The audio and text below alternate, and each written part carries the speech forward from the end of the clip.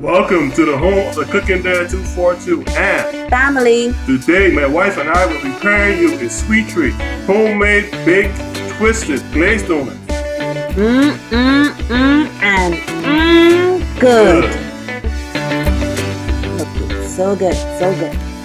Okay, guys, to the left, we're getting ready to prepare our yeast mixture.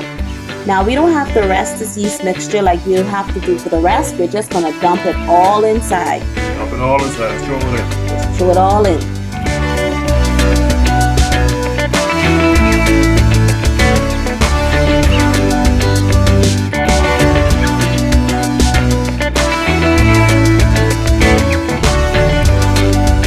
So you give it a little mix right now.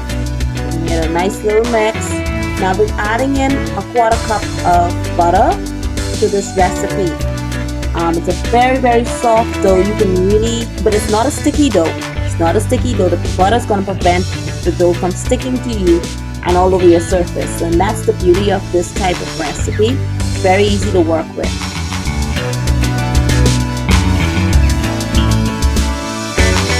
You just can taste the difference between when you choose to make a homemade donut compared to when you buy it. Because I was one that always, every weekend on a Saturday, my husband's job every morning was to get 2 glazed donuts and a cup of coffee. And since I learned to make my own, I usually like mine fried, but I decided to bake it for you guys.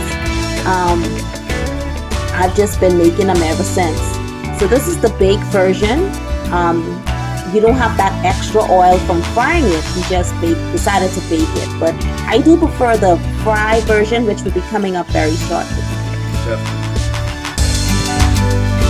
But the baked one is still delicious. So still really good. So this is just for those that prefer to bake theirs instead of putting it in oil.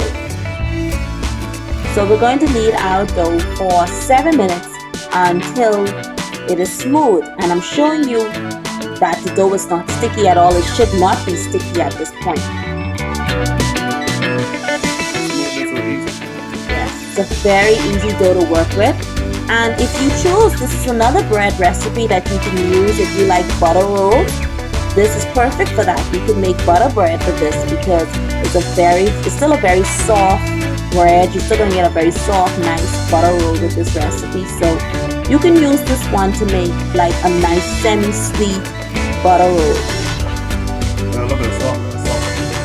Yeah, it's very, very soft. You can also see that gluten forming. That's why I'm able to stretch the dough without it dripping. So I'm just gonna let this dough rest for about 1 hour. And now I'm releasing the air from the rested dough. And I like to release the air, like I said earlier, and that's just to help me shape it and form it and really manipulate it the way that I would like it to do. So I like to release that air first. Now this recipe can make up to 10 pieces depending on the sizes you prefer. So I'm just cutting them up, and then I'm going to take each piece and shape them into a ball. And then from a ball, we're going to shape them into logs. Yeah, I think I'm going to have 6. How much of these did you eat? I think about 4. You ate 4 of these? Yeah. Wow. These donuts literally did not last 2 hours in our home. It was gone in a matter of 2 hours, like what, an hour? Yeah, probably an hour. Maybe less than that. And my husband ate 4 out of the recipe that made 8. So there you have it. And I have 3 kids, so yeah. There you had it. It was too good.